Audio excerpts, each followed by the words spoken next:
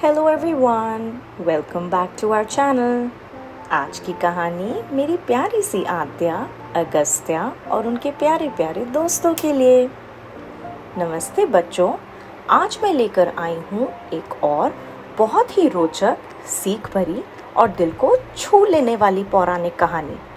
एक ऐसे देवता की कहानी जिनकी लीलाएं, ज्ञान, शक्ति और प्रेम हम सबको जीवन जीने का सहज मार्ग दिखाती हैं। तो चलिए अपनी आंखों को बंद करके मन में एक सुंदर सी तस्वीर बनाते हैं और शुरू करते हैं आज की कहानी। तो बच्चों, बहुत समय पहले की बात है। मथुरा नाम का एक सुंदर नगर था जिसमें एक राजा राज करता था। उसका नाम था राजा कंस। लेकिन ये राजा बिल्कुल दयालु नहीं था। उसका दिल कठोर था और वो अपनी प्रजा के साथ बहुत अत्याचार करता था। एक दिन कंस की बहन देवकी की शादी हुई वृष्णि वंश के एक शक्तिशाली राजकुमार वासुदेव से। शादी के समय जब कंस अपनी बहन को रथ में छोड़ने जा रहे थे, अचानक एक आकाशवाणी हुई और आवाज आई, हे कंस, तेरे अत्याचारों का अंत तेरी अपनी बहन देवकी के 8वें संतान के हाथों होगा। ये सुनते ही राजा कंस का चेहरा गुस्से से लाल हो गया। उसने तुरंत तलवार उठाई और देवकी को मारने आगे बढ़ा। तब वासुदेव ने हाथ जोड़कर उनसे विनती करी और कहा, हे राजा कंस, आप निश्चिंत रहें। मैं आपको वचन देता हूँ, जैसे ही हमारी कोई संतान होगी, मैं उसे स्वयं आपके हवाले कर दूंगा। कंस ने वचन मान लिया, लेकिन देवकी और वासुदेव को अंधेरी काल कोठरी में कैद कर दिया। समय बीता, देवकी के एक के बाद एक 6 बच्चे हुए और कंस ने सबको जन्म होते ही मार दिया। उनका 7वां बच्चा बलराम जी थे, जो योग माया के चमत्कार से रोहिणी माँ के गर्भ में चले गए। अब 8वें बच्चे का समय आया और वही 8वां बच्चा था भगवान श्री कृष्ण। भाद्रपद मास की अष्टमी रात थी, रोहिणी नक्षत्र का समय। काल कोठरी में अंधेरा छाया हुआ था, लेकिन उस अंधेरे में एक अलौकिक, एक बेहद चमत्कारी प्रकाश यानी रोशनी छाने लगी। देवकी के गर्भ से एक दिव्य शिशु का जन्म हुआ।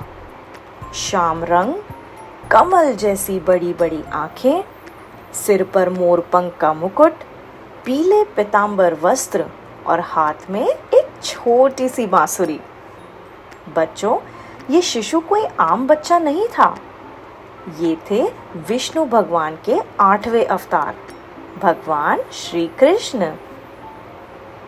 कृष्ण जी ने जन्म के साथ ही अपने माता पिता को दिव्य दर्शन दिए और कहा, मैं तुम्हारा संतान ही नहीं, मैं नारायण हूँ, भगवान विष्णु। तुम्हारी और इस संसार की रक्षा के लिए आया हूँ, किंतु मेरा ये दिव्य रूप सबसे छुपा दो और मुझे गोकुल में नंद बाबा के घर ले जाओ। वहाँ यशोदा माँ मेरी माँ बनेंगी। ये सुन वासुदेव ने कृष्ण को टोकरी में रखा। जैसे ही वो कालकोठरी के दरवाजे तक पहुँचे, ताला चमत्कारी रूप से अपने आप खुल गया। बच्चों, उस रात तेज बारिश हो रही थी। वासुदेव ने टोकरी को सर पर रखा और 5 फन वाले शेषनाग ने अपने फन फैलाकर नन्हे कृष्णा को तेज गिरती बारिश से पूरी तरह बचा लिया। रात के अंधेरे में वासुदेव यमुना नदी पार करने लगे। यमुना का पानी तेज था, लेकिन जैसे ही पानी ने कृष्णा के नन्हे चरणों को छुआ, यमुना की प्रचंड तेज बहती धार भी शांत हो गई। गोकुल पहुंचकर वासुदेव ने कृष्णा को यशोदा माँ के पास छोड़ा और उनके पास जो शिशु था उसे वह लेकर मथुरा लौट आए। तो बच्चों, यही वो दिव्य रात थी जब भगवान विष्णु के 8वें अवतार श्री कृष्ण का जन्म हुआ। ये वो दिन था जब अधर्म के गहरे अंधेरे में एक रोशनी आई और धर्म का जीवन में वापस आना शुरू हुआ। इसीलिए हम सब जन्माष्टमी महोत्सव मनाते हैं, एक ऐसा पर्व जो है श्री कृष्ण के जन्म का, उनके अवतरित होने का उत्सव, उनकी लीलाओं का स्मरण और उनके प्रेम और सच्चाई के संदेश को अपने जीवन में उतारने का संकल्प। तो बच्चों, आज की कहानी से हमने क्या सीखा? आज की हमारी कहानी से हमने सीखा कि हिम्मत कभी मत छोड़ो, मुसीबतें कितनी भी बड़ी क्यों ना हो, सच्चाई और धर्म की अवश्य जीत होती है। हमने ये भी सीखा कि कैसे श्री कृष्ण हमें सिखाते हैं कि सबसे प्रेम करो, चाहे वो मित्र हो, प्रजा या प्रकृति।